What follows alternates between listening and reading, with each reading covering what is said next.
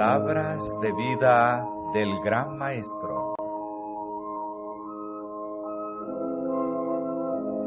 Capítulo 16. La rehabilitación del hombre.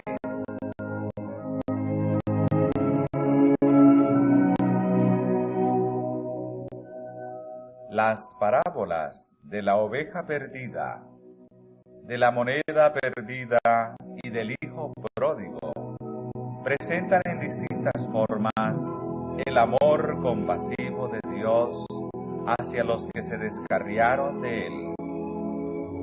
Aunque ellos se han alejado de Dios, Él no los abandona en su miseria.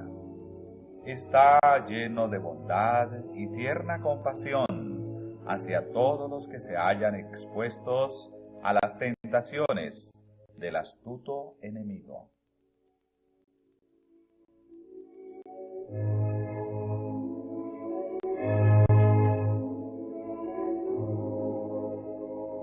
En la parábola del hijo pródigo se presenta el proceder del Señor con aquellos que conocieron una vez el amor del Padre, pero que han permitido que el tentador los llevara cautivos a su voluntad.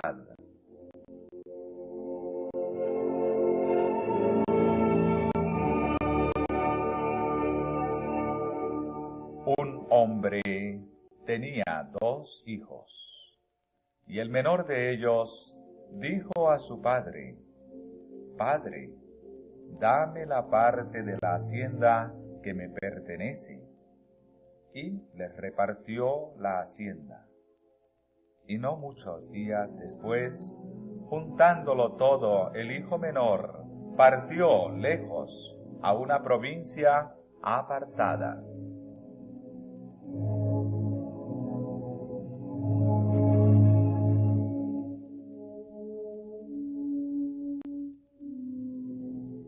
Este hijo menor se había cansado de la sujeción a que estaba sometido en la casa de su padre.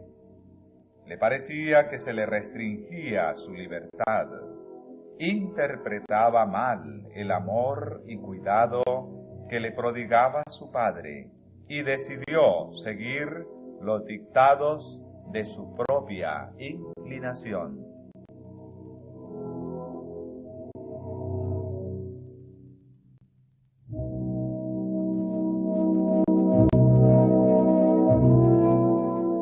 El joven no reconoce ninguna obligación hacia su padre, ni expresa gratitud. No obstante, reclama el privilegio de un hijo en la participación de los bienes de su padre. Desea recibir ahora la herencia que le correspondería a la muerte de su padre. Está empeñado en gozar del presente y no se preocupa de lo futuro.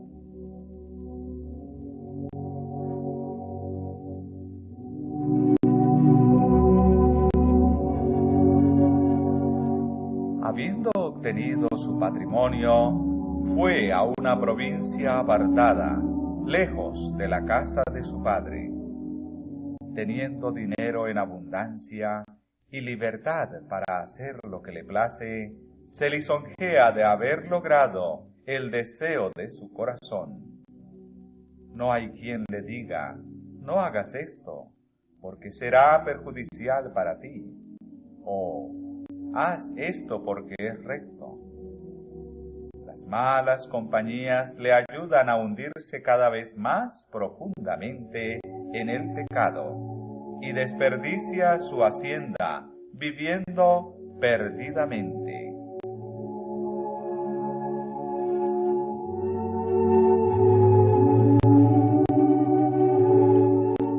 La Biblia habla de hombres que diciéndose ser sabios se hicieron fatuos.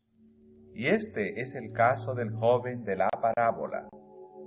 Despilfarra con rameras la riqueza que egoístamente reclamó de su padre.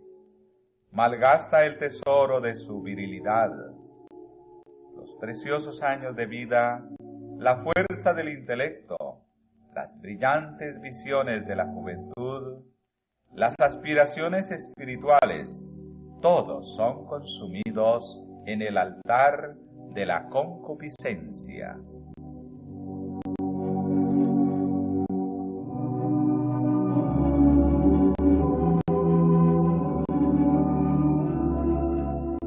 Sobreviene una gran hambre. Él comienza a sentir necesidad y se llega a uno de los ciudadanos de aquel país, quien lo envía al campo a apacentar cerdos. Para un judío, esta era la más mezquina y degradante de las ocupaciones. El joven que se había jactado de su libertad, ahora se encuentra esclavo. Está sometido al peor de los yugos, detenido con las cuerdas de su pecado. El esplendor y el brillo que le ofuscaron ha desaparecido y siente el peso de su cadena. Sentado en el suelo de aquella tierra desolada y azotada por el hambre, sin otra compañía que los cerdos, se resigna a saciarse con los desperdicios con que se alimentan las bestias. No conserva la amistad de ninguno de los alegres compañeros que lo rodeaban en sus días de prosperidad y comían y bebían a costa suya. ¿Dónde está ahora su gozo desenfrenado? Tranquilizado su conciencia, amodorrando su sensibilidad, se creyó feliz. Pero ahora, sin dinero, sufriendo de hambre, con su orgullo humillado, con su naturaleza moral empequeñecida, con su voluntad debilitada e indigna de confianza, con sus mejores sentimientos aparentemente muertos, es el más desventurado de los mortales.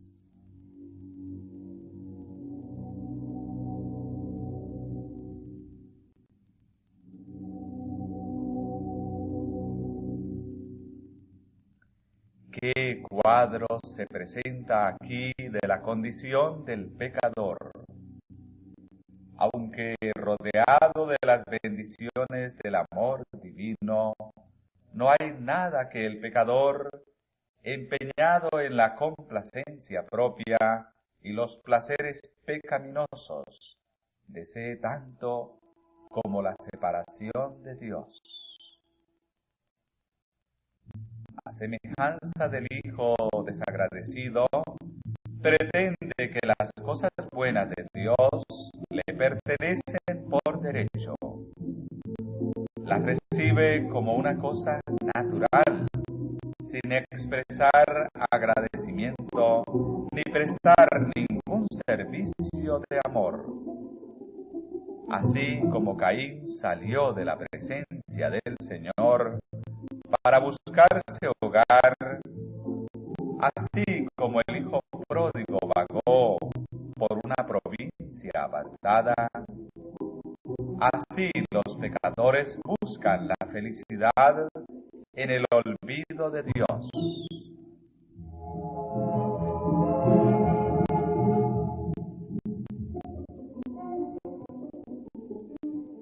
Cualquiera sea su apariencia, toda vida cuyo centro es el yo se malgasta.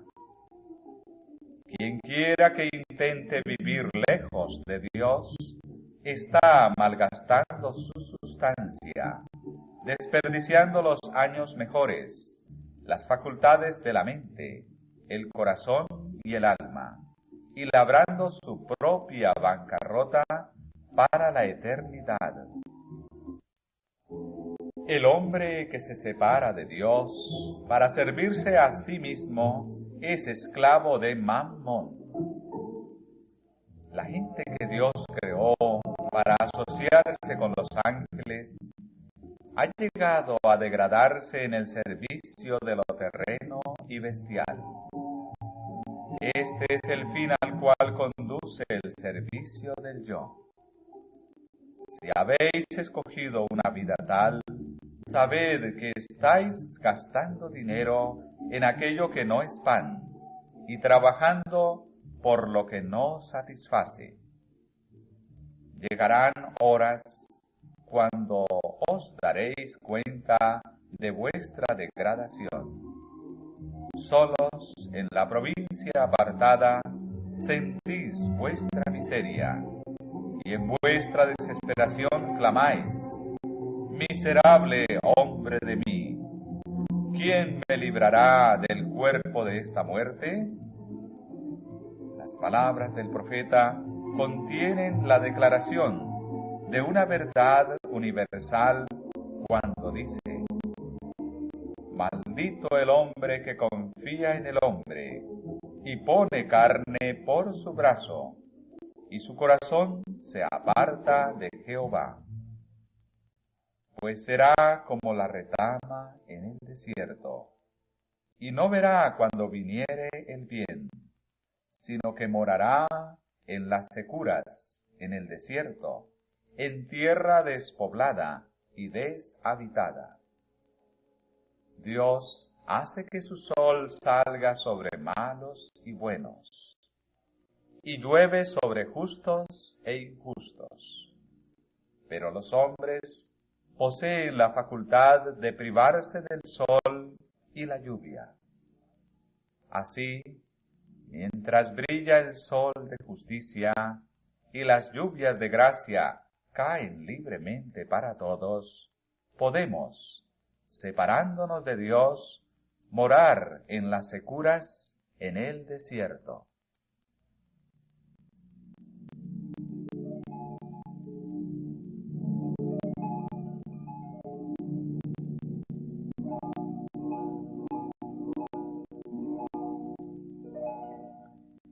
El amor de Dios aún implora al que ha escogido separarse de Él y pone en acción influencias para traerlo de vuelta a la casa del Padre. El hijo pródigo volvió en sí en medio de su desgracia. Fue quebrantado el engañoso poder que Satanás había ejercido sobre él. Se dio cuenta de que su sufrimiento era la consecuencia de su propia necedad y dijo: ¿cuántos jornaleros en la casa de mi padre tienen abundancia de pan, y yo aquí perezco de hambre? Me levantaré e iré a mi padre. Desdichado como era, el pródigo halló esperanza en la convicción del amor de su padre. Fue ese amor el que lo atrajo hacia el hogar. Del mismo modo, la seguridad del amor de Dios constriñe al pecador a volverse a Dios. Su benignidad te guía a arrepentimiento. La misericordia y compasión del amor divino, a manera de una cadena de oro, rodea a cada alma en peligro. El Señor declara: con amor eterno te he amado, por tanto te soporté con misericordia.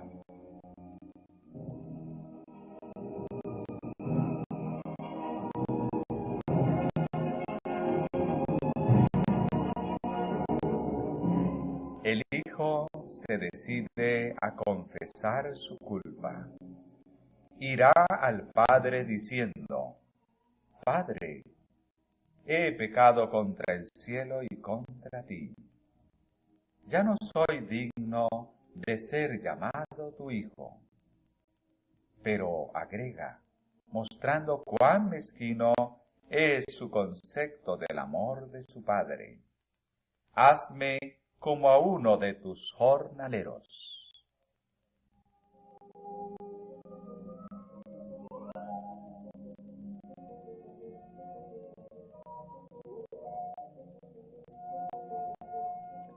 el joven se aparta de la piara y los desperdicios, y se dirige hacia su hogar. Temblando de debilidad y desmayando de hambre, prosigue ansiosamente su camino. No tiene que ocultar sus harapos, pero su miseria ha vencido a su orgullo, y se apresura para pedir el lugar de un siervo, donde una vez fuera hijo.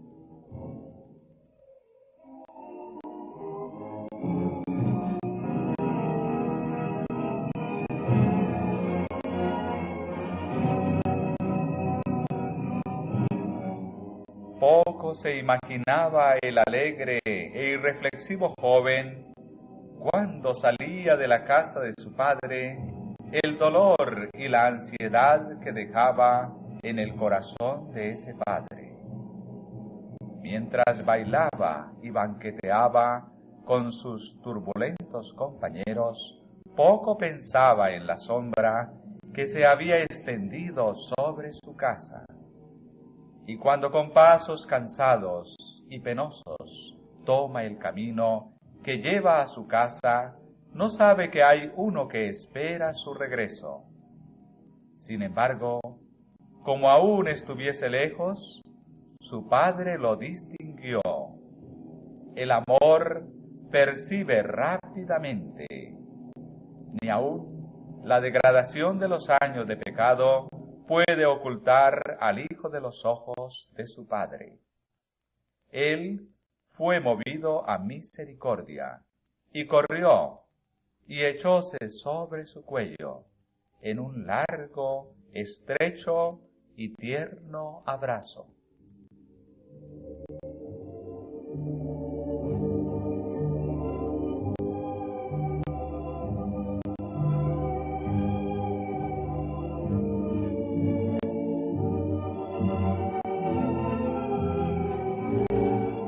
El padre no había de permitir que ningún ojo despreciativo se burlara de la miseria y los harapos de su hijo.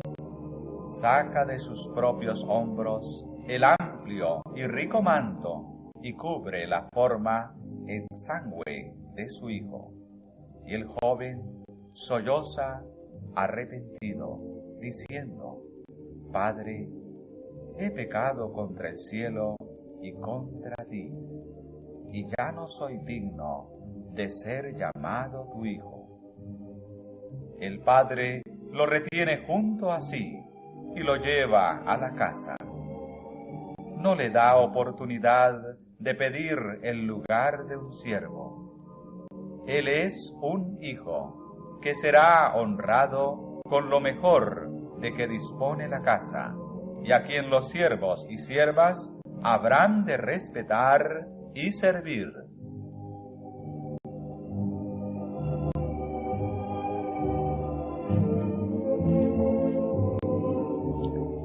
El padre dice a sus siervos: sacad el principal vestido y vestidle, y poned un anillo en su mano, y zapatos en sus pies. Y traed el becerro grueso, y matadlo, y comamos, y hagamos fiesta, porque mi hijo muerto era, y ha revivido. Habíase perdido, y es hallado.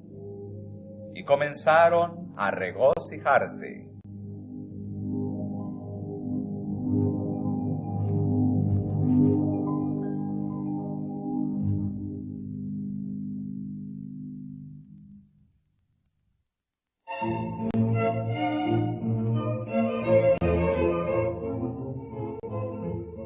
En su juventud inquieta, el hijo pródigo juzgaba a su padre austero y severo. Cuán diferente su concepto de él ahora. Del mismo modo, los que siguen a Satanás creen que Dios es duro y exigente.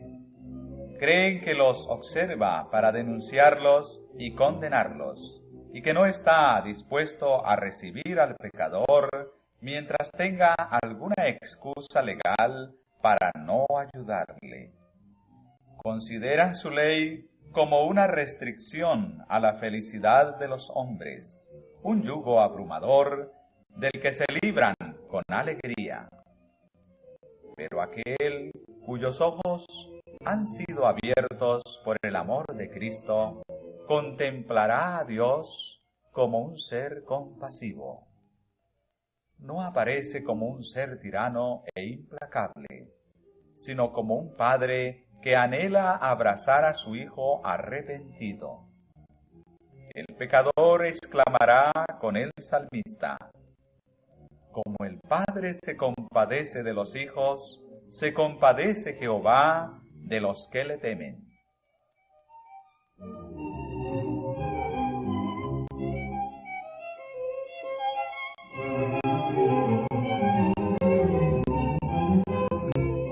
En la parábola no se vitupera al pródigo, ni se le echa en cara su mal proceder.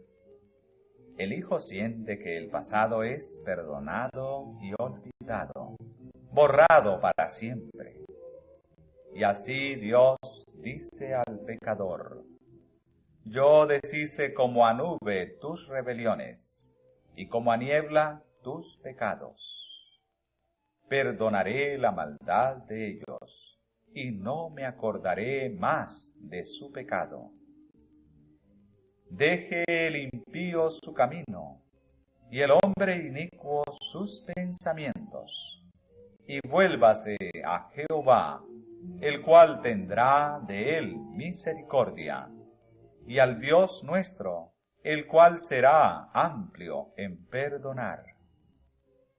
En aquellos días y en aquel tiempo, dice Jehová, la maldad de Israel será buscada, y no parecerá, y los pecados de Judá, y no se hallarán.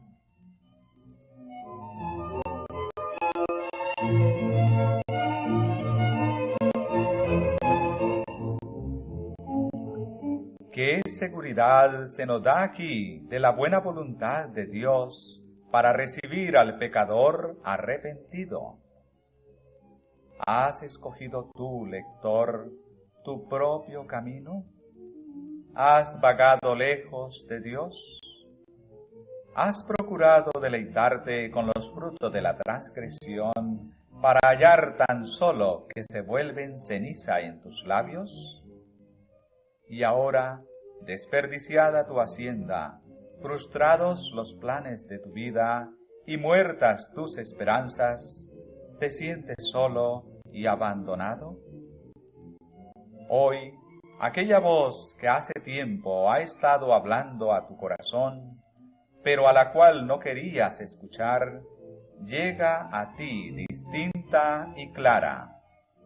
Levantaos y andad, que no es esta la holganza, porque está contaminada, corrompióse y de grande corrupción. Vuelve a la casa de tu Padre. Él te invita diciendo: tórnate a mí, porque yo te redimí.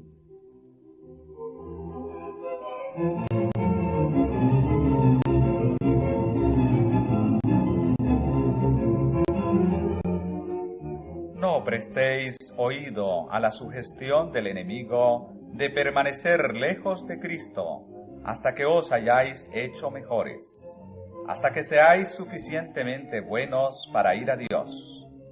Si esperáis hasta entonces, nunca iréis. Cuando Satanás os señale vuestros vestidos sucios, repetid la promesa de Jesús: al que a mí viene, no le echo fuera. Decid al enemigo que la sangre de Jesucristo limpia de todo pecado. Haced vuestra la oración de David: purifícame con hisopo, y seré limpio. Lávame, y seré emblanquecido más que la nieve.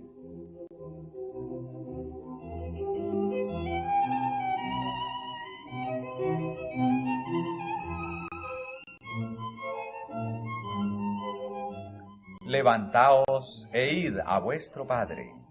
Él os saldrá al encuentro muy lejos. Si dais, arrepentidos, un solo paso hacia Él, se apresurará a rodearos con sus brazos de amor infinito. Su oído está abierto al clamor del alma contrita. Él conoce el primer esfuerzo del corazón para llegar a Él. Nunca se ofrece una oración, aún balbuceada, nunca se derrama una lágrima, aún en secreto. Nunca se acaricia un deseo sincero, por débil que sea, de llegar a Dios sin que el Espíritu de Dios vaya a su encuentro. Aún antes de que la oración sea pronunciada o el anhelo del corazón sea dado a conocer, la gracia de Cristo sale al encuentro de la gracia que está obrando en el alma humana.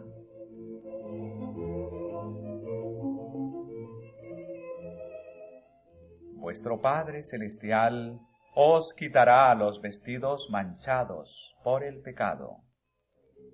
En la hermosa profecía parabólica de Zacarías, el sumo sacerdote Josué, que estaba delante del ángel del Señor, vestido con vestimentas viles, representa al pecador.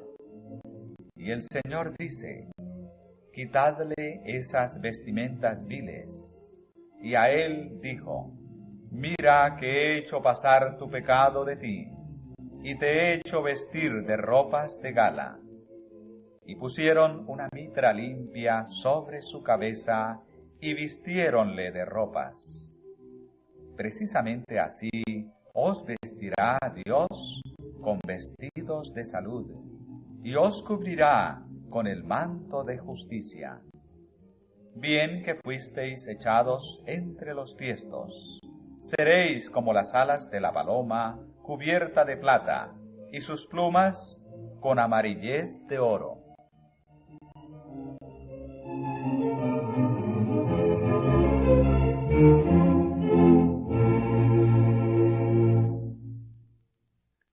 Él os llevará a su casa de banquete, y su bandera que flameará sobre vosotros será amor. Si anduviereis por mis caminos, declara él, entre estos que aquí están te daré plaza. Aún entre los santos ángeles que rodean su trono.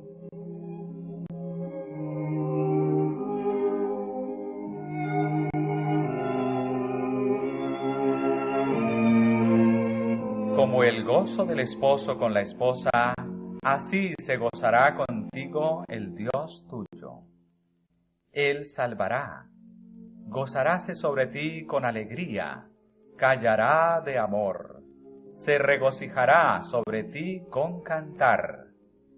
Y el cielo y la tierra se unirán en el canto de regocijo del Padre, porque mi hijo muerto era, y ha revivido.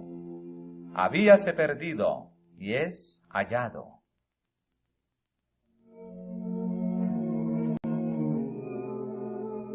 Hasta esta altura, en la parábola del Salvador, no hay ninguna nota discordante que rompa la armonía de la escena de gozo. Pero ahora Cristo introduce otro elemento.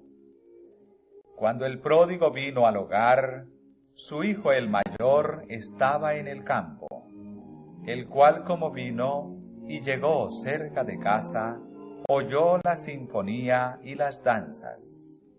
Y llamando a uno de los criados, preguntóle qué era aquello. Y él le dijo: tu hermano ha venido, y tu padre ha muerto el becerro grueso por haberle recibido salvo. Entonces se enojó y no quería entrar. Este hermano mayor no había compartido la ansiedad y los desvelos de su padre por el que estaba perdido. No participa, por lo tanto, del gozo del padre por el regreso del extraviado. Los cantos de regocijo no encienden ninguna alegría en su corazón. Inquiere de uno de los siervos la razón de la fiesta, y la respuesta excita sus celos. No irá a dar la bienvenida a su hermano perdido. Considera como un insulto a su persona el favor mostrado al pródigo.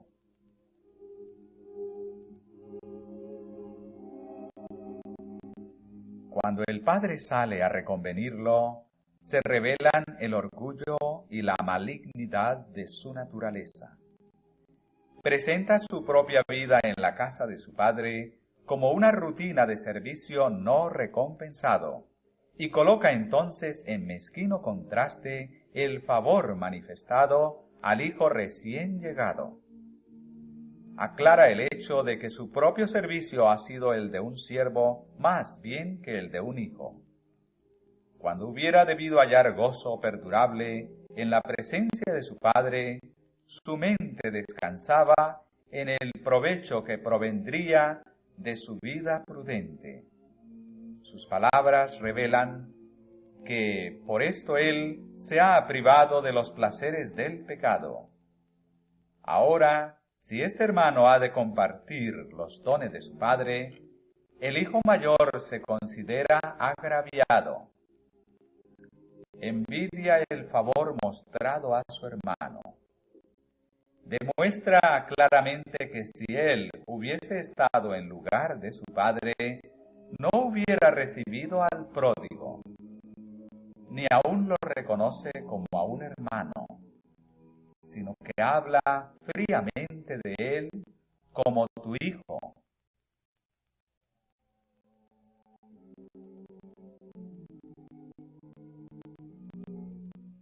No obstante, el padre arguye tiernamente con él. Hijo, dice, tú siempre estás conmigo, y todas mis cosas son tuyas. A través de todos estos años de la vida perdida de tu hermano, ¿no has tenido el privilegio de gozar de mi compañía?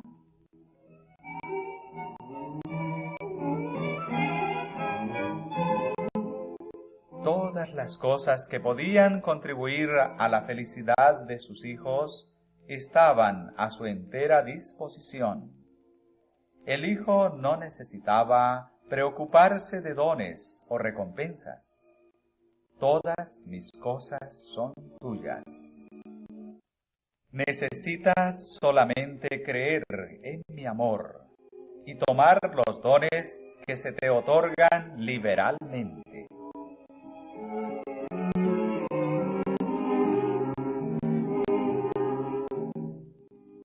Un hijo se había ido por algún tiempo de la casa, no discerniendo el amor del padre, pero ahora ha vuelto, y una corriente de gozo hace desaparecer todo pensamiento de desasosiego. Este tu hermano muerto era, y ha revivido. Habíase perdido, y es hallado.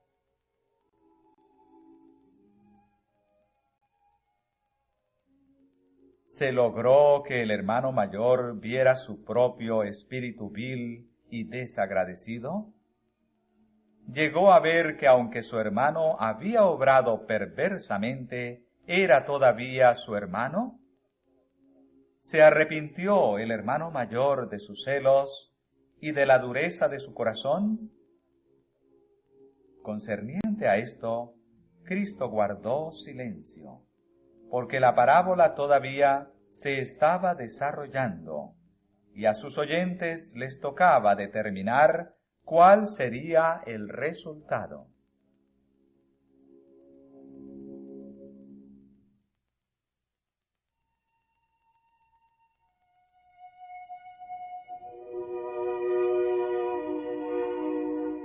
El hijo mayor representaba a los impenitentes judíos del tiempo de Cristo y también a los fariseos de todas las épocas que miran con desprecio a los que consideran como publicanos y pecadores. Por cuanto ellos mismos no han ido a los grandes excesos en el vicio, están llenos de justicia propia. Cristo hizo frente a esos hombres cavilosos en su propio terreno. Como el hijo mayor de la parábola, tenían privilegios especiales otorgados por Dios. Decían ser hijos en la casa de Dios, pero tenían el espíritu del mercenario. Trabajaban no por amor, sino por la esperanza de la recompensa. A su juicio, Dios era un patrón exigente. Veían que Cristo invitaba a los publicanos y pecadores a recibir libremente el don de su gracia, el don que los rabinos esperaban conseguir solo mediante obra laboriosa y penitencia, y se ofendían. El regreso del pródigo, que llenaba de gozo el corazón del Padre, solamente los incitaba a los celos. La amonestación del padre de la parábola al hijo mayor era una tierna exhortación del cielo a los fariseos. Todas mis cosas son tuyas, no como pago, sino como don. Como el pródigo, las podéis recibir solamente como la dádiva inmerecida del amor del Padre. La justificación propia no solamente induce a los hombres a tener un falso concepto de Dios, sino que también los hace fríos de corazón y criticones para con sus hermanos. El hijo mayor, en su egoísmo y celo, estaba listo para vigilar a su hermano, para criticar toda acción y acusarlo por la menor deficiencia. Estaba listo para descubrir cada error y agrandar todo mal acto. Así trataría de justificar su propio espíritu no perdonador. Muchos están haciendo lo mismo hoy día. Mientras el alma está soportando sus primeras luchas contra un diluvio de tentaciones, ellos se mantienen porfiados, tercos, quejándose, acusando. Pueden pretender ser hijos de Dios, pero están manifestando el espíritu de Satanás. Por su actitud hacia sus hermanos, estos acusadores se colocan donde Dios no puede darles la luz de su presencia.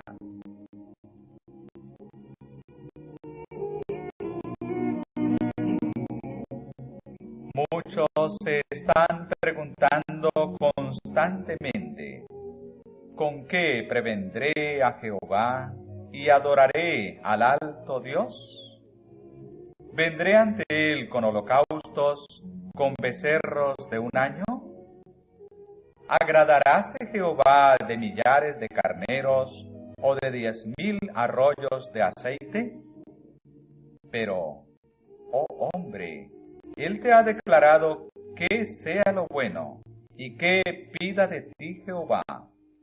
Solamente hacer juicio y amar misericordia y humillarte para andar con tu Dios. Este es el servicio que Dios ha escogido: desatar las ligaduras de impiedad, deshacer los haces de opresión y dejar ir libres a los quebrantados, y que rompáis todo yugo, y no te escondas de tu carne. Cuando comprendáis que sois pecadores salvados solamente, interpretaba mal el amor y cuidado que le prodigaba su padre y decidió seguir los dictados de su propia inclinación.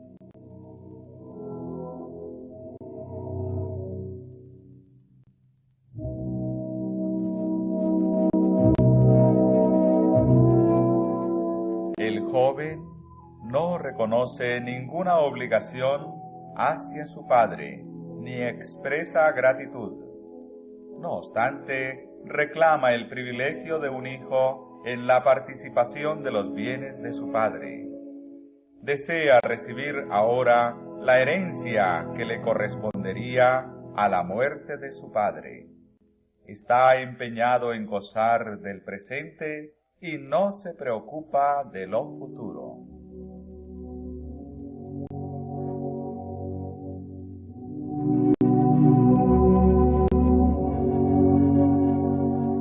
Habiendo obtenido su patrimonio, fue a una provincia apartada, lejos de la casa de su padre. Teniendo dinero en abundancia y libertad para hacer lo que le place, se lisonjea de haber logrado el deseo de su corazón.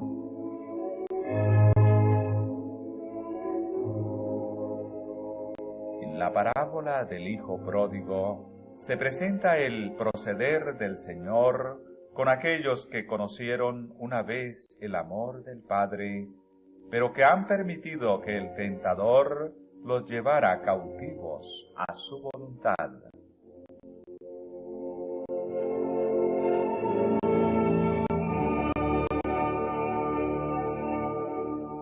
Un hombre tenía 2 hijos, y el menor de ellos dijo a su padre: «Padre, dame la parte de la hacienda que me pertenece». Y les repartió la hacienda. Y no muchos días después, juntándolo todo, el hijo menor partió lejos a una provincia apartada.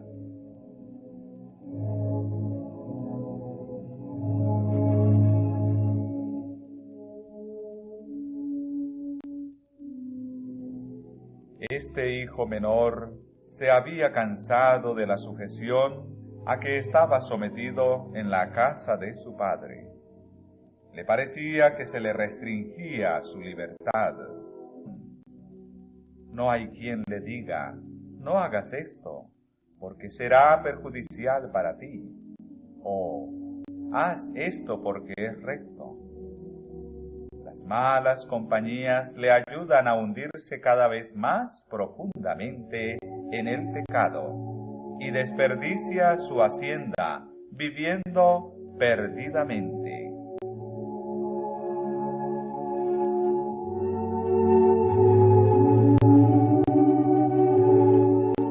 La Biblia habla de hombres que, diciéndose ser sabios, se hicieron fatuos. Y este es el caso del joven de la parábola. Despilfarra con rameras la riqueza que egoístamente reclamó de su padre.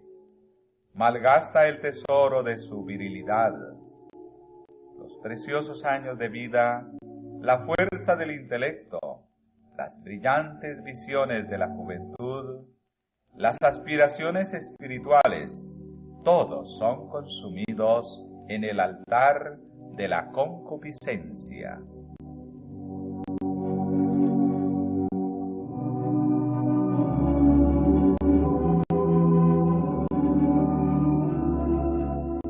Sobreviene una gran hambre.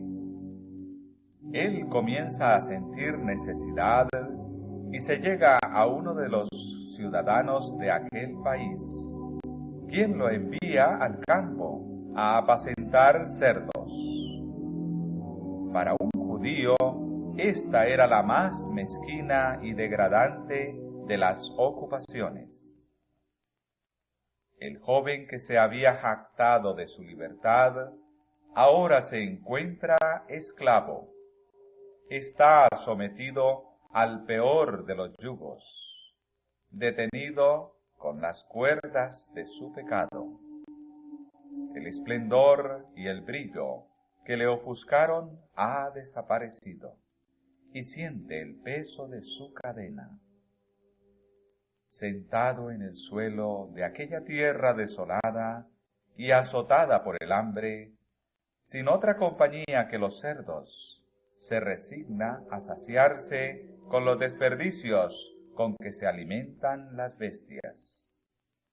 No conserva la amistad de ninguno de los alegres compañeros que lo rodeaban en sus días de prosperidad y comían y bebían a costa suya. ¿Dónde está?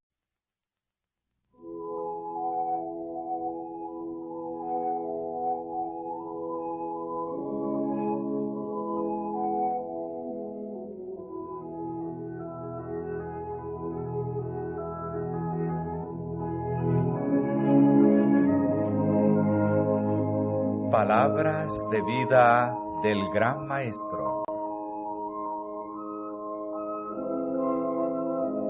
Capítulo 16. La rehabilitación del hombre.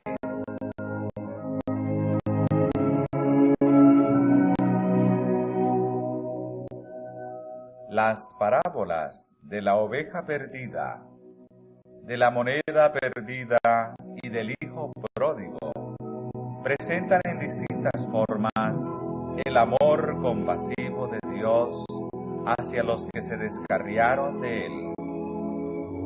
Aunque ellos se han alejado de Dios, Él no los abandona en su miseria. Está lleno de bondad y tierna compasión hacia todos los que se hallan expuestos a las tentaciones del astuto enemigo.